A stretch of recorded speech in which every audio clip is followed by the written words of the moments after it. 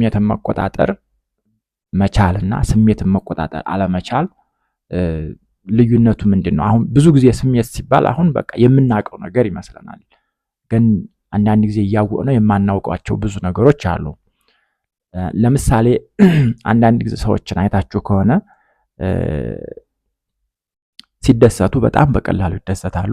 በቃ በትንሽ ነገር በጣም ታምር እንደተከሰተ አይነት በጣም ደስታ ውስጥ ይገባሉ። ትንሽ የምታስከፋ ነገር ኦር ደግሞ ስሜትን የሚረብሽ ነገር ደግሞ ትንሽ ስትከሰት ደግሞ ጀስት እናት አባት የሞተባቸውን ያክል በጣም ሀዘን ውስጥ ይገባሉ። አንዳንድ ሰዎች ደግሞ በጣም ቀላሏ ነገር እጅግ በጣም ታናድዳቸዋለች፣ በጣም ታበሳጫቸዋለች እና በጣም በቀላሉ የሆነ ልማታ ልደብደብ ምናምን እስከ ማለት ሊያደርሳቸው ሁሉ ይችላል። አንዳንድ ሰዎች ደግሞ የማታስጨንቀው ነገር የማያሰጋው ነገር በጣም ያሰጋቸዋል። ማለት ለምሳሌ አዎ ሊያሰጋ ይችላል፣ ግን ደግሞ በቃ ይሄ ነገር ይከሰት ይሆን እንዴ ብለን ልናልፈው እንችላለን። አንዳንድ ሰዎች ግን በቃ ከልክ ያለፈ መቆጣጠር እስከማይችሉት ድረስ ጭንቀት ውስጥና ስጋት ውስጥ ይገባሉ። እነዚህ ነገሮች እነዚህ ሁሉንም ብንመለከታቸው እኛን የሚሰማን ስሜቶች ናቸው። ስንናደድ የሚሰማን የንዴት ስሜት አለ። ስንደሰት የሚሰማን የደስታ ስሜት አለ። ስንናደድ የሚሰማን የንዴት ስሜት አለ። ስንጨነቅ የሚሰማን የጭንቀት ስሜቶች አሉ። እነዚህ ስሜቶች አሁን እንደ ስሜት ብለን ስናወራቸው የምናውቀው ነገር ይመስላል፣ ግን በውስጣቸው እጅግ በብዙ ባህር የሆነ ጥልቅ ሀሳብ አላቸው። ስለዚህ እነዚህን ስሜቶቻችንን የምንቆጣጠርበት መንገድ በእኛ የአእምሯችን የውስጣችን ሰላም ላይ ትልቅ ተጽዕኖ አላቸው። ለምሳሌ በማታስደስተው ማለት የሚያስደስት ነገር ነው፣ ደስ ያሰኛል፣ ፈገግ ያሰኛል፣ ደስ ይላል ምናምን የምንላቸው ነገሮች ይኖራሉ። ግን ከልክ ያለፈ ደስታ ውስጥ መግባት አንዳንድ ጊዜ ኢቨን የምናደርገውን እስከማናውቅ ድረስ የሚሄድ ከሆነ አንዳንዴ የሚያስከፉ ነገሮች ሊኖሩ ይችላሉ። ለምሳሌ ታክሲ ላይ ሆናችሁ ኦር ባስ ላይ ሆናችሁ ሰው ቢረግጣችሁ ባይረግጣችሁ ጥሩ ነው፣ ግን ከረገጣችሁ ጀስት አባታችንን እንደደበደበው ኦር ወንድማችን እንደደበደበው ኦር እንደደበደቡን እነዛ ሰዎች ላይ በጣም ተናደን የሆነ ቦክስ መሰንዘር ኦር ደግሞ እንደዛ የሚያደርስ እንትን ውስጥ ንደት ውስጥ እናንተን ውስጥ መግባት አይጠበቅብን ሊሆን ይችላል። እንዲሁም ደግሞ እንበልና የሆነ ነገር ልብሳችን ለምሳሌ ልብስ አጥበን ለምሳሌ ጀስት ወደቀብን እንበል።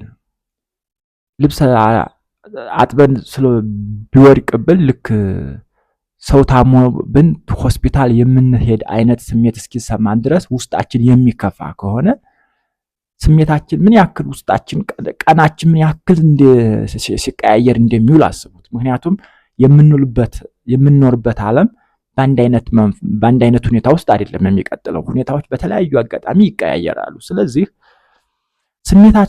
የሚያስደስት ነገር ሲኖር፣ የሚያስከፋ ነገር ሲኖር፣ የሚያስጨንቅ ነገር ሲኖር፣ የሚያበሳጭ ነገር ሲኖር ጀስት ያዝ አድርገን መቆጣጠር የምንችል ሰዎች፣ ደስታውም ሲኖር በመጠኑ መከፋትን የሚፈጥሩ ነገሮች ሲመጡ እሱንም በመጠኑ ሁሉም ነገሮች እነዚህ ስሜታችንን የሚረብሹ በጥሩም ሆነ በመጥፎ ነገር የሚሰማንን ስሜት የሚቀይሩ ነገሮችን የምንረዳበት መንገድ ተስተካክሎ የሚሰማንን ስሜት መጠን ካላስያዝነውና ካልተቆጣጠርነው ህይወታችን በጣም የተዛባ ነው የሚሆነው።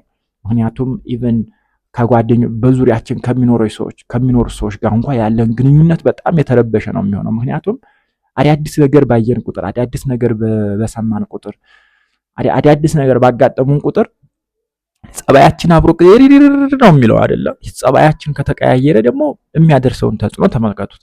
አንዳንድ ጊዜ እንደውም አይታችሁ ከሆነ ረበስመ አብ ጸባዋ በጣም ነው የሚቀያየረው ወይም ደግሞ ወረበስመ አብ ጸባው በጣም ነው የሚቀያየረው ምናምን ሲባል ሰምታችሁ ታውቃላችሁ ብዬ አስባለሁ። ስለዚህ ይሄ ለምን ይመስላችኋል? እንደዚህ አይነት ችግሮች ስለሚኖሩ ብዙ ጊዜ እንደዚህ አይነት ነገሮች ስለሚኖሩ ነው። በጣም ደስ ሲለን አሪፍ እንጫወታለን። ትንሽ የምታስከፋ ነገር ሲኖር ደግሞ በአንድ ጊዜ ተቀይረን ሌላ ሰው እንሆናለን። ትንሽ የምታበሳጭ ነገር ሲኖር ደግሞ በጣም እንናደድና ሌላ ሰው።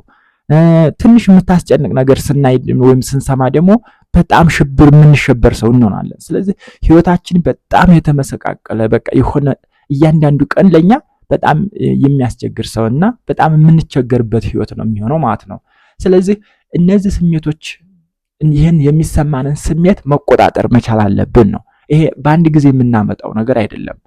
በጥረት በትዕግስት ራሳችንን በመገንባት የምናመጣው ነገር ነው። በአንድ ጊዜ መምጣት የሚችል ቢሆን ኑሮ ስንቶች ህይወታቸውን በቀየሩት ነበረ። ስንቶች ማስተካከል የሚችሉትን ነገር ማስተካከል በቻሉ ነበረ። ስለዚህ እነዚህን ስሜቶቻችንን መቆጣጠር መቻላችን በእኛ ህይወት ላይ እጅግ በጣም ልዩነት መፍጠር የሚችል ነገር ነው። እሱ ብቻ አይደለም፣ ወደፊት ፈተናዎች ህይወት በተቀያየረች ቁጥር ፈተናዎች ባጋጠሙን ቁጥር እኛ ለሚኖረን ምላሽና ለሚኖረን የጤንነት የስነ ልቦና ጤንነትና የውስጣችን ሰላም ትልቅ ተጽዕኖ ይኖረዋል። እና አሁን ብዙ ጊዜ አይታችሁ ከሆነ አሁን ስሜት እያልን ስናወራ ብዙ ጊዜ የምናውቀው ነገር ነው፣ ቃሉ የምናውቀው ነው፣ ግን በውስጡ ሚስጥር አለው።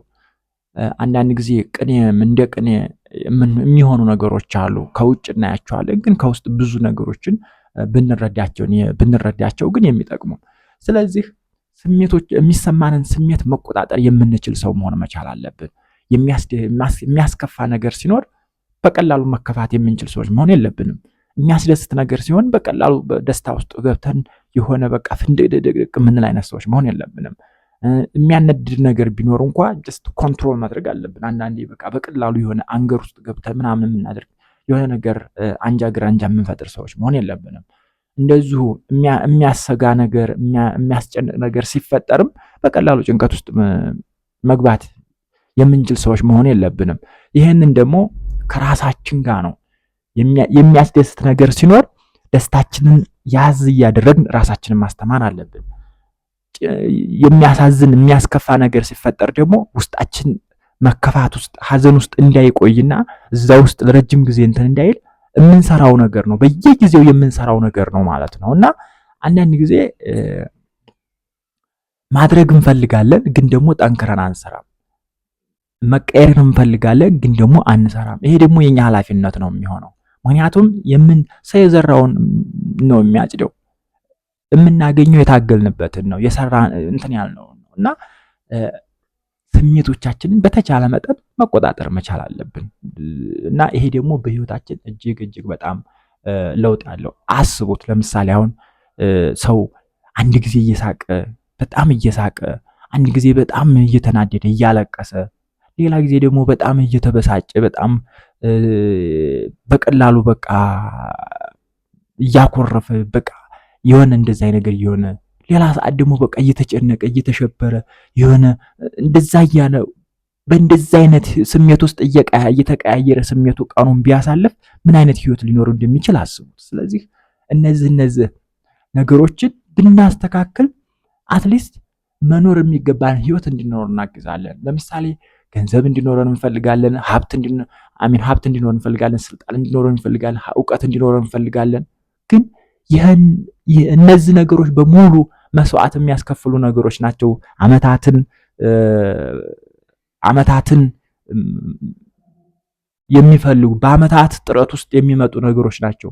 ግን ደግሞ ከነዛ በተሻለ ደግሞ ራሳችን መስራት የምንችላቸው ነገሮች አሉ። አይነው ገንዘብ፣ እውቀት፣ ስልጣን ምናምን እነዚህ ነገሮች በጣም ጥሩ ነገሮች ናቸው። እነዚህ ነገሮች በመኖራቸው ህይወታችን ይቀየራል ማለት አይደለም። የመጀመሪያው ለውጥ የሚመጣው በአስተሳሰባችን ነው። ብዙ ጊዜ ማንነታቸውን ገንዘብ ላይ የመሰረቱ ሰዎች ገንዘብ ሲገኝ ዓለም ሙሉ ሊመስላቸው ይችላል። ብዙ ጊዜ ማንነታቸውን ወይም ደግሞ የሚኮፈሱት ወይም ደግሞ የሚታበዩት የሆነ እውቀት ስላላቸው እና በእውቀት ከሆነ ብዙ ጊዜ ገንዘብ የሁሉ ነገር መሰረት መስሎ ይታያቸው ይችላል። ስልጣንንም እንደዛው የሚመለከቱ እንደዛው። ግን እውነተኛ ማንነት የሚመሰረተው ራሳችን ላይ ነው። ራሳችንን ገንብተን ጤናማ ሚዛናዊ በሆነ መልኩ የራሳችን አስተሳሰብ የራሳችንን ማንነት ገንብተን ስናመጣው ከዚያ ገንዘብ፣ ስልጣን፣ ዕውቀት፣ ሰው ምናምን እንደዚህ ሲኖርና ሚዛናዊ በሆነ መልኩ በተመጣጠነ መልኩ ሲገኝ ህይወታችን ሙሉ ይሆናል። አስተሳሰባችን ማንነታችን ውስጣችን ሰላም ከሌለውና ጤናማ ካልሆነ ግን ሁሉም ነገር ቢኖር ጠቃሚ ሊሆን አይችልም። ብዙ ጊዜ በእኛ ሀገር ኮንቴክስት የአእምሮ ሰላም የስነ ልቦና ደህንነትና የአእምሮ ጤና ያን ያክል ቦታ እየተሰጠው ስላልሆነ ምንም ላይ መስለን ይችላል። ግን እየቆየ ሲሄድ ግን ግንዛቤው እየመጣ ሲመጣ ሁላችንም እንረዳዋለን። ዞሮ ግን የስነ ልቦና ጤና ለሙሉ ሰውነታችን ጤንነት እጅግ በጣም ትልቅ ሚና ስላለው የአእምሯችን ሰላም መጠበቅ ስለሚያስፈልግ ከነዚህ መካከል አንዱ እንደዚህ ቶሎ ቶሎ የሚቀያየሩ ስሜቶቻችንን መቆጣጠር መቻል ነው ማለት ነው። ስለዚህ ለዛሬ ስሜቶቻችንን መቆጣጠር ይሄ ቶሎ ቶሎ የሚዋዥ ስሜትን መቆጣጠር መቻል ትልቅ የስነ ልቦና ሰላም ይሰጣልና እሱ ላይ ትኩረት አድርገን ብንሰራ እንጠቀማለን። ምን ትላላችሁ? እንደዛ ቢሆን የሚሻል አይመስላችሁም? ጥሩ። ስላዳመጣችሁኝ አመሰግናለሁ። ላይክ፣ ሰብስክራይብ አድርጉ። እጅግ በጣም ብዙ ጠቃሚ ነገሮችን ይዤ እመጣለሁ። ይሄ ቻናልም እጅግ በጣም ከዕለታት አንድ ቀን ይጠቅማችኋል።